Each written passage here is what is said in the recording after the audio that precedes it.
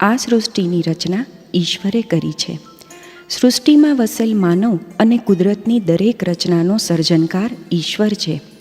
આપણા સૌના મનમાં ઈશ્વર દ્વારા કરાયેલ સર્જન અને તેની સુંદરતા માટે સીમિત વિચારો છે.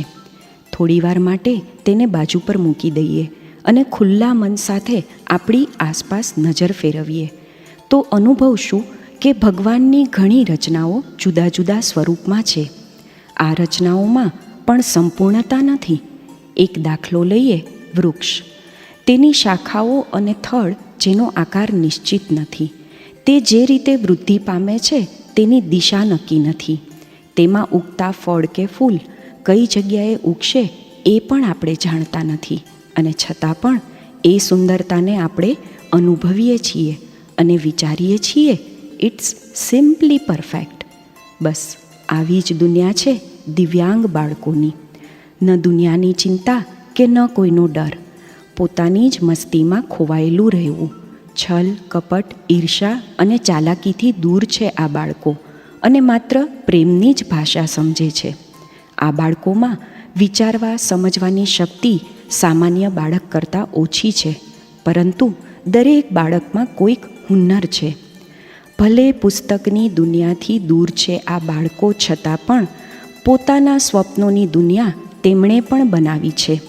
સામાન્ય માણસની નજરમાં તે અજાણ્યા છે, પણ જીવવું છે આ બાળકને કંઈક એવી રીતે કે લોકો પણ કહે કે આ કંઈક જાણીતા ચહેરા છે. બસ આવું જ કંઈક કાર્ય સાર્થક કરવાનું બીડું ઝડપ્યું Setu workshop and hobby centre for mentally challenged.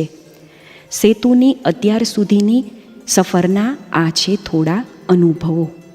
તારીખ 15/1/2013 રોજ કૃતિબેન વસાવડાની પ્રેરણાથી સેન્ટરની શરૂઆત કરી. 3 બાળક અને તેની સાથે કામ કરવાવાળા પણ 3. આ બાળકો સાથે કામ કરવાનો કોઈ અનુભવ નહોતો, પરંતુ મનમાં એક જ ભાવના હતી કે બાળકોને ખૂબ પ્રેમ આપવો. એક સરસ સ્માઇલ બાળકના મોઢા પર અને રોજ સાંજે સેન્ટર પર આવવા માટે એ મનથી ઈચ્છે. સેન્ટર શરૂ કર્યાના 15 દિવસમાં જ private radio channel red FM એમની કુછ આમ લોગો કે ખાસ કામ નામની ઇવેન્ટમાં સેતુની પસંદગી થઈ. રાજકોટની જનતા અને રેડ FMની ટીમના મંતવ્યોને આધારે આ એવોર્ડ સેતુને મળ્યો. સેતુને મળનારો આ પ્રથમ એવોર્ડ જેણે કાર્યને આગળ વધારવાની શક્તિમાં વધારો કર્યો. શરૂઆતમાં બાળકો પાસે ડ્રોઈંગ અને કલરિંગ કરાવતા, વિવિધ આઉટડોર ગેમ્સ રમાડતા અને એક્સરસાઇઝ કરાવતા. સમય વહેતો ગયો, બાળકો વધતા ગયા અને કાર્યકરોનો સાથ પણ વધતો ગયો. સેતુનો પહેલો તહેવાર ધૂળેટી. સામાન્ય બાળકો સાથે રંગથી ન રમતા બાળકો સેતુમાં મન ભરીને ધૂળેટી રમ્યા.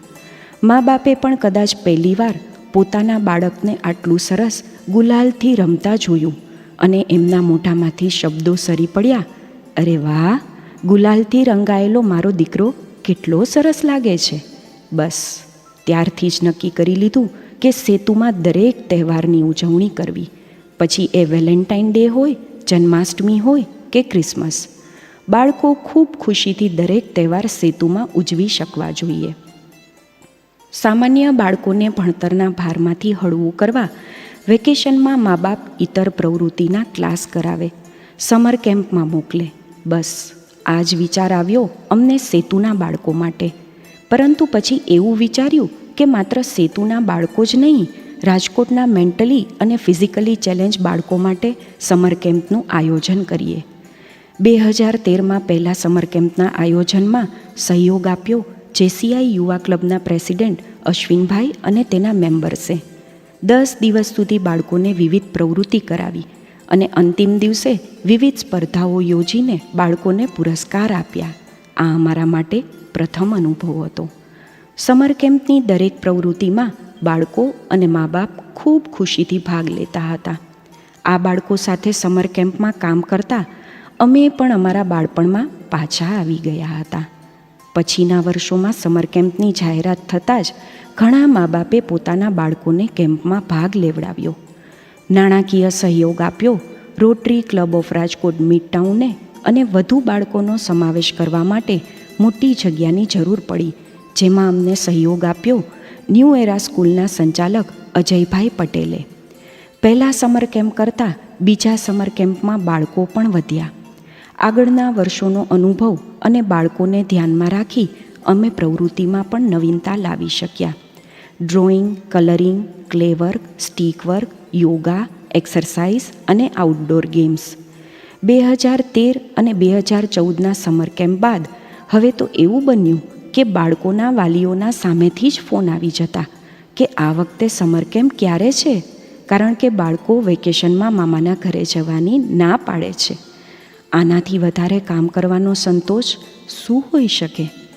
બાળકો અને વાલીઓ તો અમારી સાથે લાગણીના સંબંધથી જોડાઈ ગયા, પણ સાથે સાથે ન્યૂ એરા સ્કૂલના સંચાલક અજયભાઈ Patel, Rotary Club of Rajkot મિડટાઉનના સભ્યો અને પતંજલિના સૌરાષ્ટ્ર કચ્છના ડિસ્ટ્રીબ્યુટર સંજયભાઈ પટેલે પણ આ કાર્યને આગળ વધારવા માટે અમને નિશ્ચિંત કરી દીધા.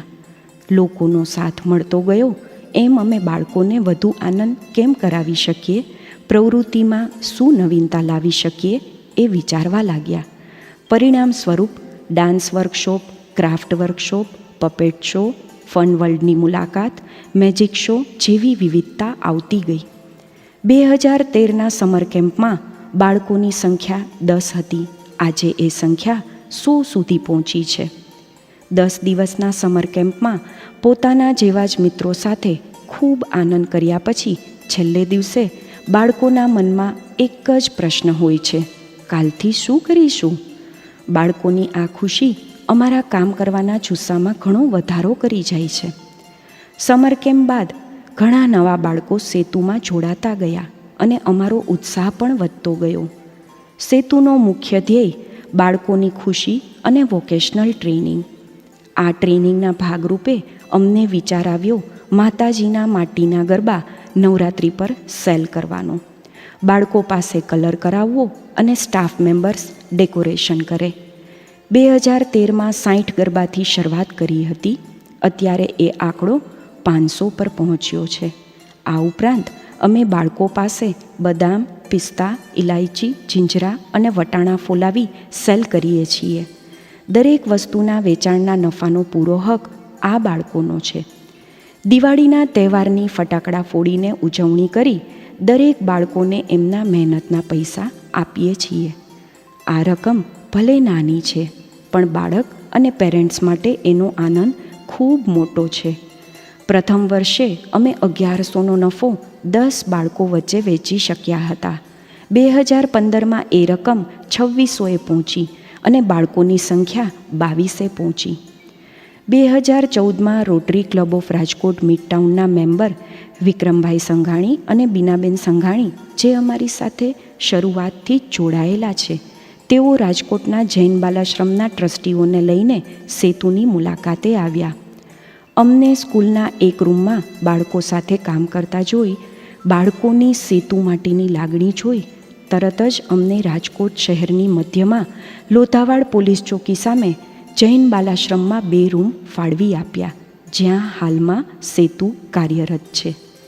જે રીતે સમર કેમ્પનો વિચાર આવ્યો અને અમને બાળકો, વાલીઓ અને અમારા શુભેચ્છકોનો સાથ મળ્યો, એ અનુભવથી સેતુના કાર્યકરોને આ બાળકો માટે નવરાત્રિ ઉજવવાનો પણ વિચાર આવ્યો.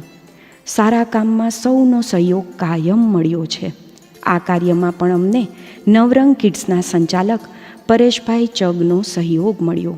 2013માં નવરંગ કિડ્સના ગ્રાઉન્ડમાં 100 બાળકો સાથે નવરાત્રિનું આયોજન થયું. સામાન્ય બાળકોને જે નવરાત્રિનો માહોલ મળે એ જ માહોલ પરેશભાઈએ આ બાળકોને આપ્યો.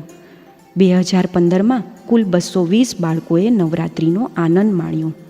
આ જ રીતે 2016માં પ્રથમ વખત ફનફેરનું આયોજન જૈન બાલાશ્રમના મેદાનમાં કરવામાં આવ્યું, જેમાં અમને સાથ મળ્યો મનેશભાઈ પારેખ અને તેમની ટીમનો.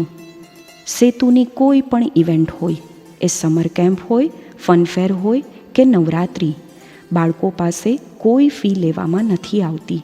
સમર કેમ્પ અને નવરાત્રિમાં બાળકોને પુરસ્કાર આપી તેની ખુશીને વધારવાનો પ્રયત્ન સેતુ દ્વારા કરવામાં આવે છે. આ ઉપરાંત સેતુના બાળકોને વર્ષમાં 2 થી 3 વાર આઉટિંગમાં લઈ જઈએ છીએ, સેતુના ફાઉન્ડેશન ડે નિમિત્તે બાળક, તેનું પેરેન્ટ, સેતુના શુભેચ્છકો અને કાર્યકર્તાઓ હોટલમાં ડિનર સાથે લે છે. સમાજમાં સારું કામ થતું હોય ત્યારે સમાજના શ્રેષ્ઠીઓ પણ તેની નોંધ લેવાનું ભૂલતા નથી.